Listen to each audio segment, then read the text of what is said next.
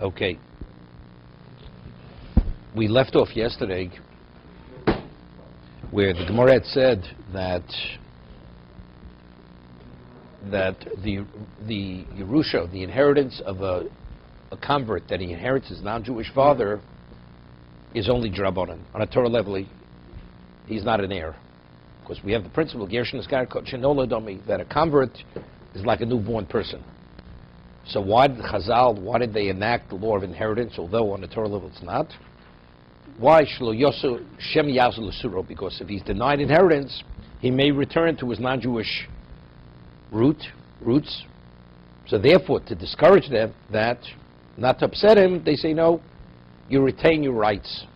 As originally you were an heir, as a non-Jew from your non-Jewish father, even though you're a Jew today, you still retain those rights, but they're rabbinical. But why is the heir not allowed to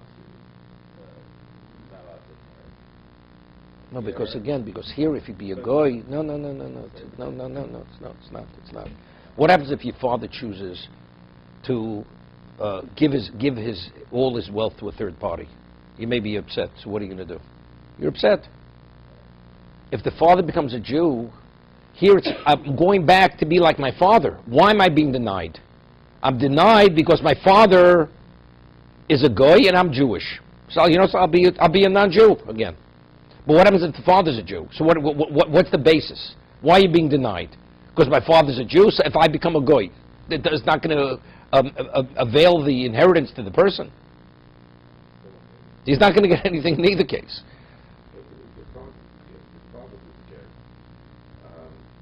Rather than his son get the Yerusha. He wants to give him a gift, he can do whatever he wants. So he has to do it before he dies. So it's a separate issue. It's separate, unrelated to this. It's not what the father can do or what the son can get. Again.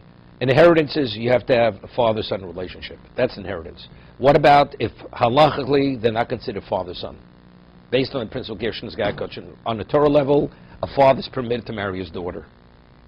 A son can marry his mother on a Torah level. Because once they convert, they're considered not related any longer. So good. So if the laws of inheritance are only between a father and a son, so if they're not considered father and son any longer, the laws has no relevance. The father's not Jewish, and Allah doesn't define the father. Father's going to be subject to... No, we're talking about, We're talking about like we discussed. If a Jew sells himself to a non-Jew, he goes out after 6 years. He goes out with Yovel. We're talking about where the non-Jew is bound to the Jewish law. Where the Gemara says it's Yodin Shel Yisrael Takifa. The Jew has the upper hand.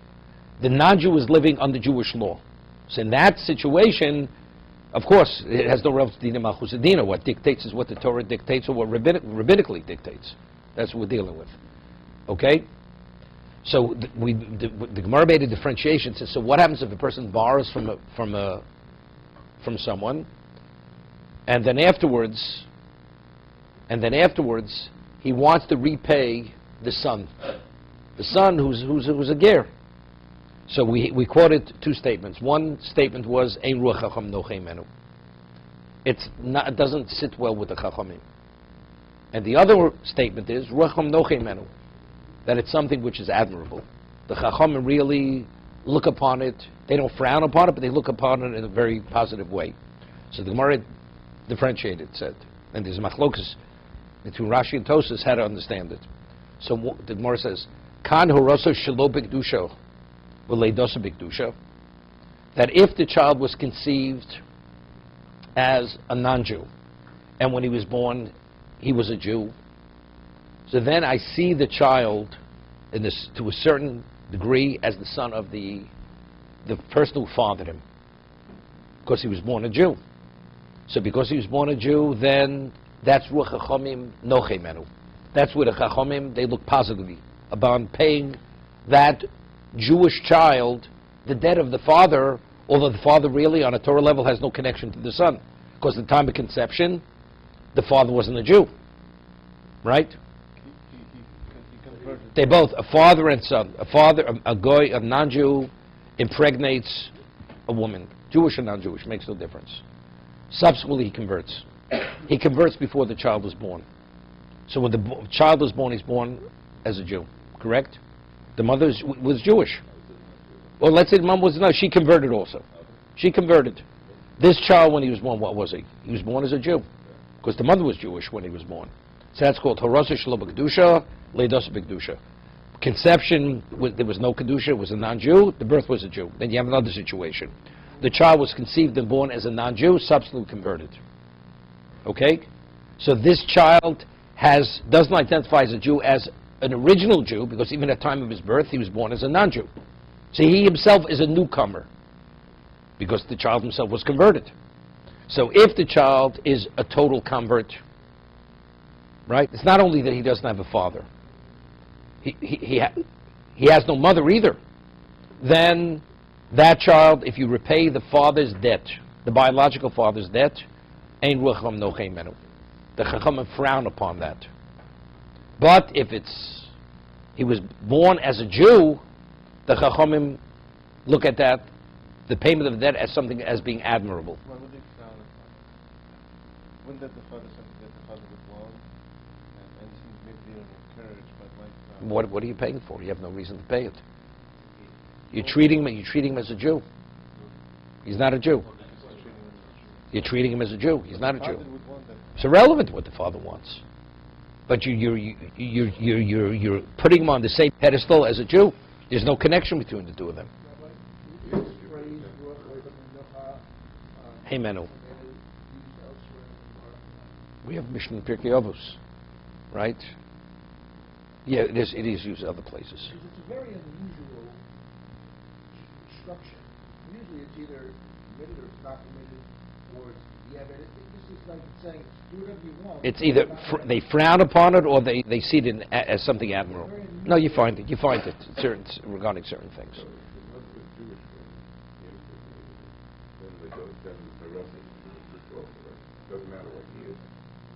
No, right, but still, doesn't make a difference. Doesn't make a difference. It's called Harasa Shelo B'Kedusha. Harasa Shelo B'Kedusha in terms of the father. So at the time of conception, it was not fathers. Okay, now. Admirable when born a Jew, but it's not admirable. You want to.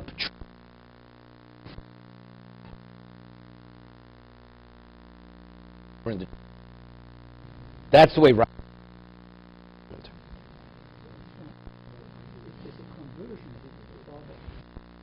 Converted.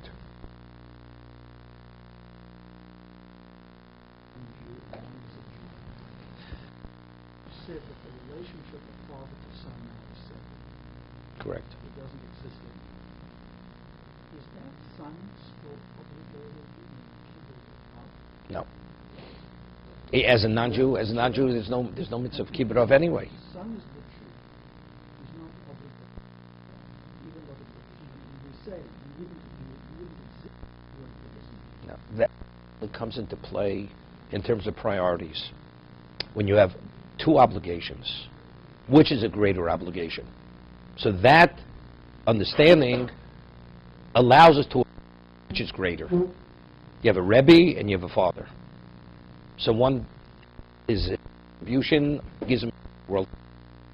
The other gave him the opportunity to exist in the physical world. So whose contribution is greater? The Rebbe's? Not a Rebbe, a mentor. We're talking about Rabbi Mufak, his mentor. The one who mentored him spiritually, or the father who brought him to physical life. So then that concept allows us to differentiate between which has greater value. Whose value is greater? So therefore the Rebbe, maybe L'chaim Labo, has greater. But let's say you're talking about the father, ordinary other, contribute to his life. The father, because his obligation has priority over the obligation is identical in terms of returning the lost object.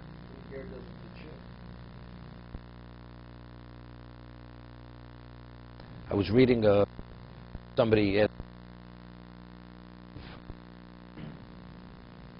somebody wanted to give us a memory of a non-Jew, and he wanted to inscribe on the Eitz Chaim Jews that under no circumstance. He says, what does the non-Jew have to do with Torah? There's nothing to do with it. You want to say thank you or whatever, but that it should be within the context of Torah, definitely not. Right? Nothing, definitely. He says should not be associated with it. Shiva, definitely not. We'll see from Rabbeinu Tam, the interaction between. See, Rabbeinu Tam learns just the opposite of Rashi. If it's leidaso shlo b'kedusha, that's when they look upon it in a positive way. If it's leidaso b'kedusha, when he's born as a Jew, then they frown upon it, because it could create complications. Right? That's Rabbeinu Tam. We'll see Rabbeinu Tam in a moment. So if someone is born Jew, I'll give you an example. Let's say a man is married to impregnates a Jewish woman. Subsequently, and now the child is born a Jew. Now he marries that woman. Today it happens. A non-Jew is married to a Jewish woman. He has a child. Child's a Jewish child. Now the man realizes he becomes a Jew, and they're husband and wife today. Now they have other children. Converts. And now they have other children. And now the latter children, one of them dies, the son dies, childless. And the son, who was born as a Jew from the mother, before the father converts, marries wife, the widow of the deceased brother. Boom. It's not Yibum. Right? They're only related through the mother. They're not related through the father. Only the father. That woman is still bound to Yibum to the brothers who were born after the. Because you need Ach min Av, right? They have to be related through the father. It's based on Psukim. It's based on Psukim. It's all based. No, they have to be half siblings through the paternal side, not the maternal side. Here they're only related maternally through the mother, not through the father. So you have brothers, different mothers? No, No, with different mothers. No, there's Yibum. Yeah, definitely, right, exactly. It's based on Psukim. Okay? No, so therefore, you see him, if you treat the brother who was born as a Jew, as if he's the son of the father, by paying the debt, and they say this is seen, and this is seen as something positive, that means they say, well, this child is the son of the father. So what happens now if one of these other children died with, they're not even really brothers? Because one was born, was conceived before the father converted. But because you paid the debt to him, they're going to be seen as full brothers, because they share a common father. But one is biological and one's halachic. So because it can create that complication, therefore it's frowned upon. You have to make an indication that although biologically they're related through the same father, but factually they're not brothers. They're not paternal brothers within the halachic sense. So if a father and a son both convert, is the bond recreated? Bro, nothing, no relationship. So before they converted, they were father and son. Inheritance, everything. After they converted, nothing. Correct. There's not even rabbinical inheritance. If the father remained a non-Jew when the son converts, rabbinically, the Jewish son, convert, inherits the father. Because they were concerned that if you deny him that, he may return to his roots.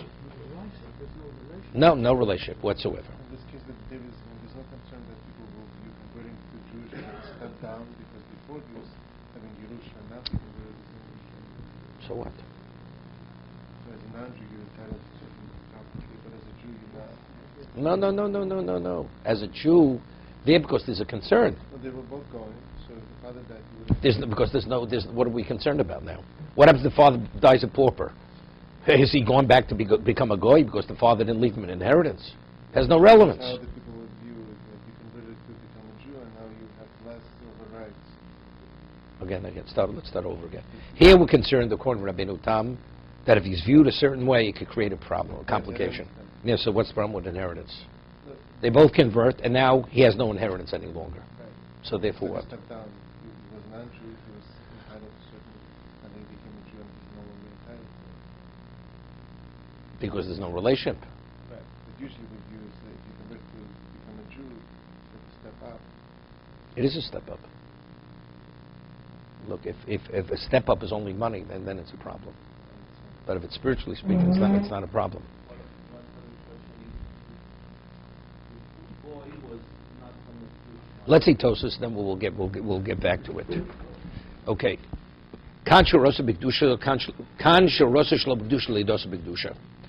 Pirush b'kuntris. So Rashi explains, Oz ruach chacham nochei menu. If he was conceived as a non-Jew, and at the time of birth he was born Jewish, that's when it's ruach chacham nochei menu. That's when the Rabbanon, they see it in the positive light.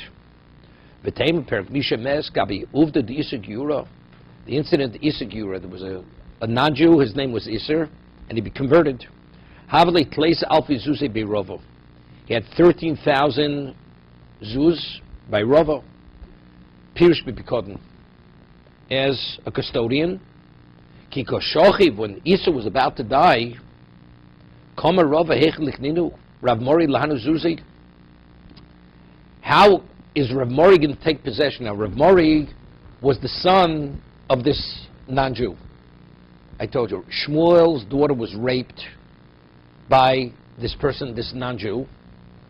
So Shmuel's daughter was the mother. That means the child was born as a Jew, right? This child had no father. The father was Isur. He became a convert. So now he was the rapist. She was taken captive, and in captivity he raped her. Subsequently, Rav Mori was born. This is Rav Mori bar Rochel in Shas. He's always referred to Rav Mori bar Rochel because Rochel was the daughter of Shmuel.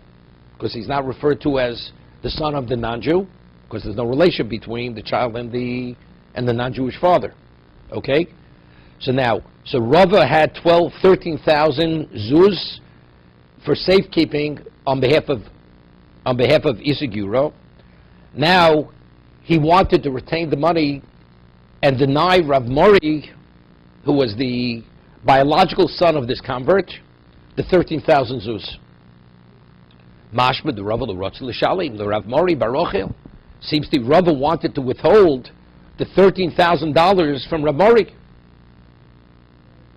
Elohari rotz liskos behen, he wanted to take possession. Because, why could he take possession? Because it's considered nichse ger. If a non-Jew dies and he has no heir, what happens? What's the status of the asset? It becomes ownerless. So that's exactly what Rava wanted to do. Since Rav Mori halachically is not the son of Isur giura, because he's a convert, he wanted to retain the v'hashta v'chilo hoya rotze shtei ruach chachomim nochei menu. You mean he didn't want the chachomim should look upon him positively? The chachomim said there's something very positive. Rav Mori barachal horosa shlo b'kedusha v'leidosa b'kedusha avo. Rav Mori was conceived by a non-Jewish father, but at the time of his birth, he was born as a Jew. And we say over here, the way Rashi is explaining it, this is something what? This is seen as something positive. See me, Rava didn't want to do something which the Chachomim encourage. How do we understand Rava's behavior? Right? We have a question. V'omer Rabbeinu Tam, the Lagabi held... Born a Jew. The father converted, he was born. The mother he would have been born a Jew either case. Right. It was, but the father converted before he was born. How do we know that he was converted before he was born? It doesn't have to. He didn't have to convert before he was born. But it's leidosa b'kedusha. He's a Jewish child. He's a Jewish child. He was born Jewish. Right. Halachically, he has no father. So how do we reconcile with Al Gemara? V'omer Rabbeinu Tam. Al Gemara is speaking about paying the debt of the non-Jewish father, where it was conceived as a non-Jew, born as a Jew, to the child, a debt, halvo. L'gabi avo she'osa lo tova. If the non-Jew lent the Jew money, what does that mean? He did you a favor. So what do you want to do? You want to deny his child, who was born as a Jew, repayment of that favor, because the father definitely would want you to pay his child. Correct? He would want. So because he was born a Jew, you have no right, would you be considered an ingrate if you would not pay it. Therefore, here the man did you a favor. How do you deny his son, although it's not his halachic son, but minimally it's something the father would want, that his child, biological child, to receive benefit from something that he had done you as a favor. No, that's the case with ruacham nochei menu. Avol hosom. No. Gabi avosh osu. That's why ein ruacham nochei menu. If you don't do it. No, it says Ruach, you see in the parentheses, in the brackets. Ruacham nochei menu, shelo yishalim, that's why you should pay. Right? Avol hosam pikodin havo, but this case with Rava, it was something given for safekeeping. Adra, but Rava torach l'shomram. Rava himself put himself out. He inconvenienced himself on behalf of Isser. So over there's no level of what? Of reciprocation, of appreciation. Therefore, Rava had a right to retain what was given to him. Okay? That's how Rashi, that's how Rabbi Notam is reconciling Rashi with the Gemara Bava Basra. That it would not be killed Hashem or Who gave money to who? Rabbi gave. No, Rava was the custodian, was the shomer. Got it. Rava wanted to retain what was given to him By Isser. by Isser, who fathered a Jewish child, Correct. although he was not the father. And it says over here that when you pay the debt to the Jewish child who was born Jewish of a non-Jewish father, this is something which the Chachamim look upon very positively.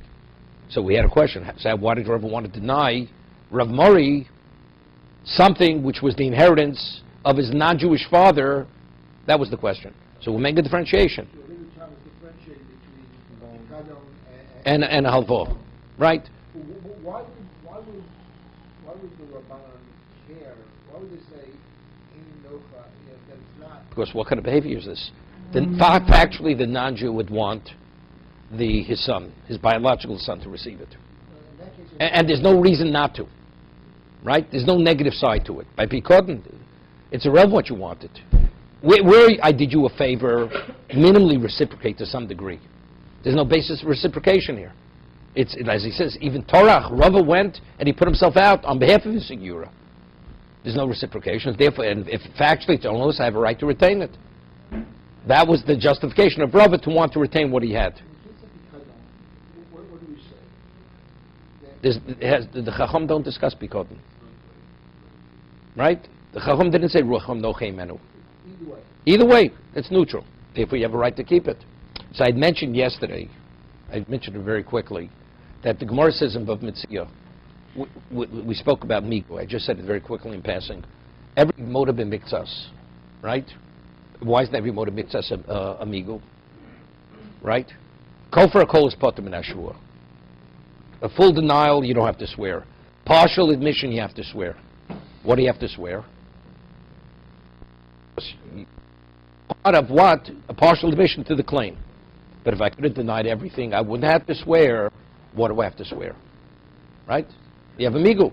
Believe me, I'm honest, because if I wanted to be dishonest, I could have denied everything. So that the verse says, "Ein odam meis panav v'nei balchovo."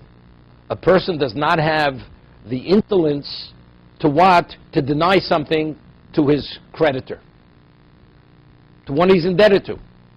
Therefore, you couldn't have said, "I owe you nothing." So you were in a position you prefer to make a partial admission rather than a full denial. So the migu is not a legitimate. This is above mitzvah. Okay, Gemara says in Ksubah. Tosas cites Rashi, and also Rabbi Tam, which is consistent with this, that this, when we don't say migu, that's only by halva. Because by halva, in regard to a loan where there is, you did me a favor, what do I have a right to act so arrogantly, so unappreciatively denied? There, a person doesn't have the insolence to make a full denial. That's what amigo, over there it's within the context of halva, because there's hakor setov. But in terms of, because there's no basis for any beholdenness or appreciation, it's a legitimate ego. That's Rabbi Notam. So it's really consistent with what we're saying now, differentiating. One, it doesn't look right. It's like almost like a semachil Hashem. That's the way you behave. After the man did you the favor, how do you deny his child something that he would want you to give to his child? Because it has no relevance to this. Therefore, Rav felt he had a right to retain it. He even put himself out on behalf of Isser.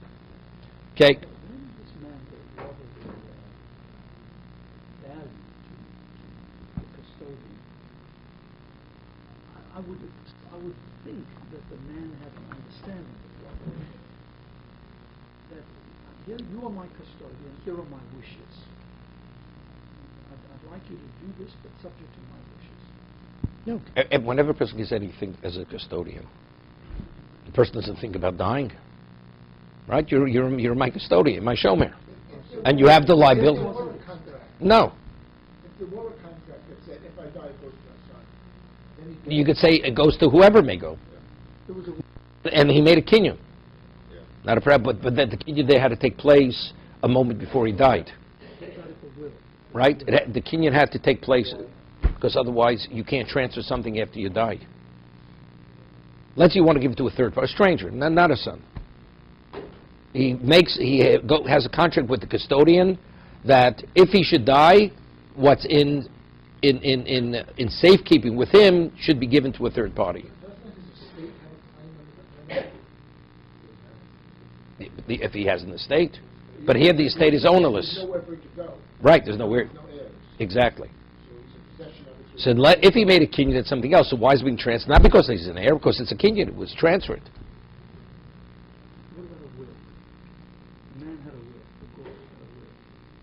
I bequeath all my money to my son, my Jews. So that's what I'm telling Andrew. What about if he bequeathed it to a third party, a stranger? So that's what it has to take effect a moment before he dies. A person cannot bequeath something after he dies.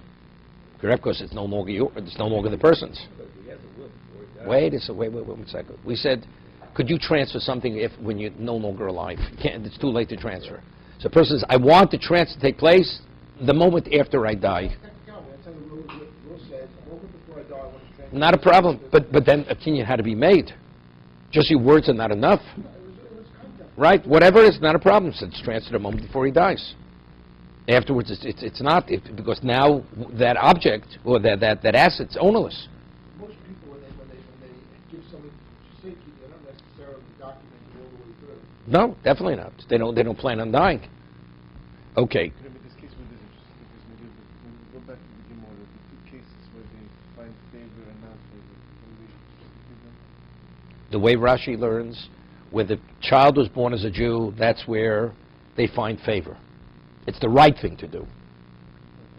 And where you're doing the wrong thing is when he was born as a non-Jew. And the child converted later. The child converted, and you're paying the Jewish child who's Jewish today as a convert for the debt of the father who was a goy. So Rabbi seems to be learning like Rashi then. Right? He's answering Rashi. He's reconciling Rashi with the Gemara Bava Basra. No. He's reconciling Rashi. The Einir Luri. The Re disagrees. Re rejects it. L'chali klal bein milva lepikodim. He says there's no reason to differentiate because the Re is Lushitoso. Because the Re shows in other places, just as we don't have the migu, and you have to swear by motive mixas, we don't differentiate between pikodim and halvot. It's the same thing. So you see this appreciation issue. There's no such differentiation. Even though there would be a legal by But the Gemara, but it says there is no, you have no migu. Ela nira l'rig. The Gemara over there says, Rabbeinu Tam learns, it's an interesting concept. It's called maked b'shikro. You know, it's interesting. There's a machlokas. We paskin la'alocha real tamkekus d'oraisa. Right, tamkekus d'oraisa. If let's say a non-kosher substance falls into another substance, and you could have 1,000 to 1. Let's say it would be a spice, and you're able to taste the spice, right? It's not butter.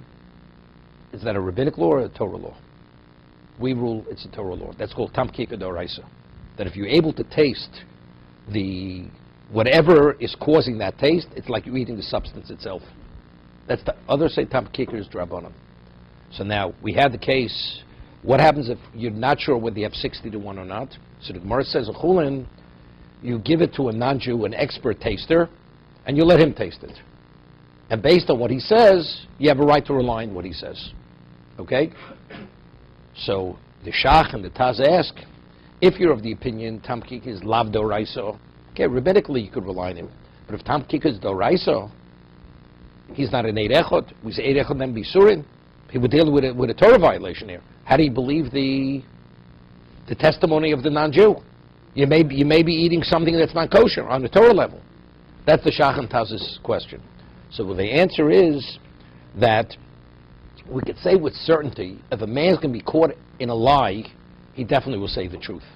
So we don't need his status as an Eid Echad. This is, if it's Maked B'Shikro, something which only will be revealed, and you're going to be caught in the lie, a person's not going to lie initially. Yeah? That's an Anand Sadi, would say with certainty. So here the man tells you he doesn't, and he's a professional. So factually he could have financial damage if actually he's caught in the lie. So we could say with certainty initially that when he's telling you he doesn't taste the milk in the meat, that definitely there's no milk in the meat. Because ultimately, if you're going to eat it, you're going to see immediately.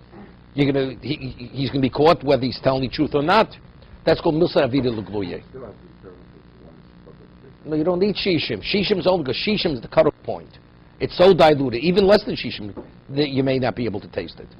You don't need the shishim necessarily. Shishim, we know 60, under normal circumstances, it's diluted sufficiently, you will not taste it. Now you're not sure, 60 or not, so you let him taste it. It may be 55 to 1. 55 to 1 may be sufficient. It's not a problem. Is it the consequence that safeguards us, or is it that he's just not giving evidence? We don't need, again, if something is an anatsari, he doesn't have to have the status of a witness. Right? Like the Gemara says, Vahorg Baraglov. A man comes, there's a question, witnesses testify a man committed murder. You interrogated them, and the court pronounces the death sentence, verdict. All of a sudden, the so-called victim, he walks into court.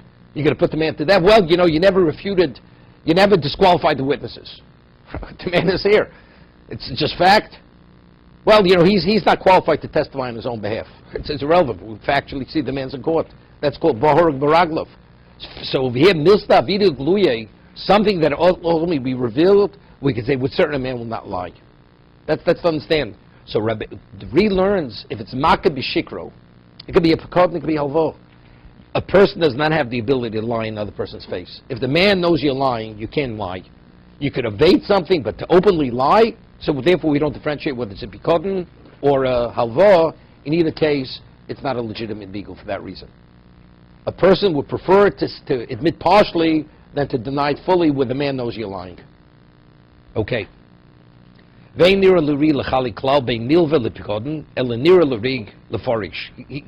explains just to the opposite.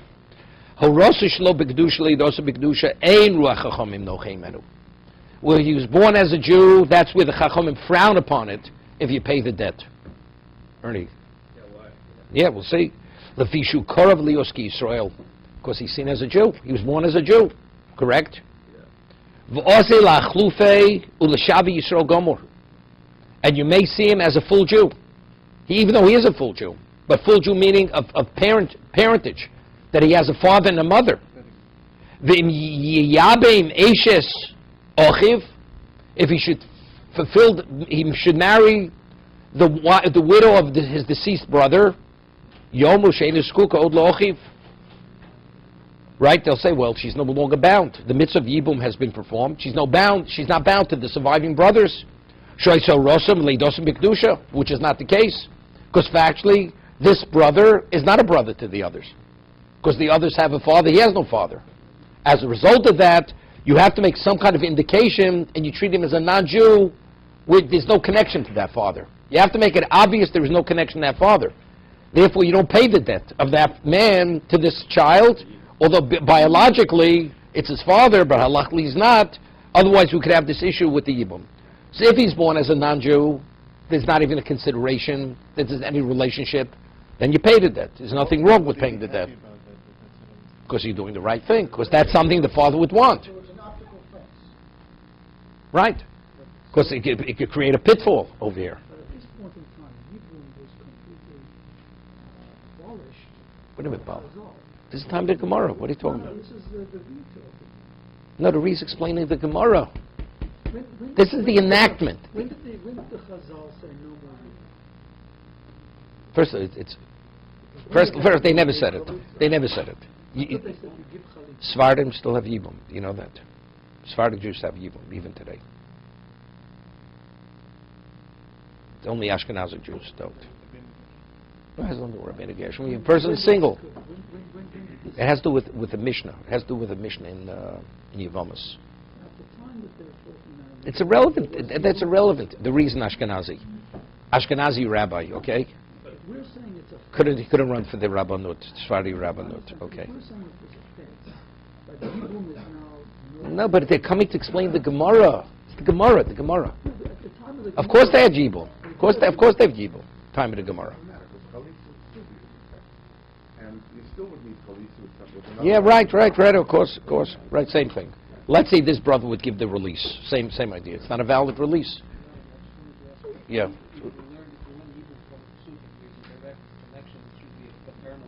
Yeah.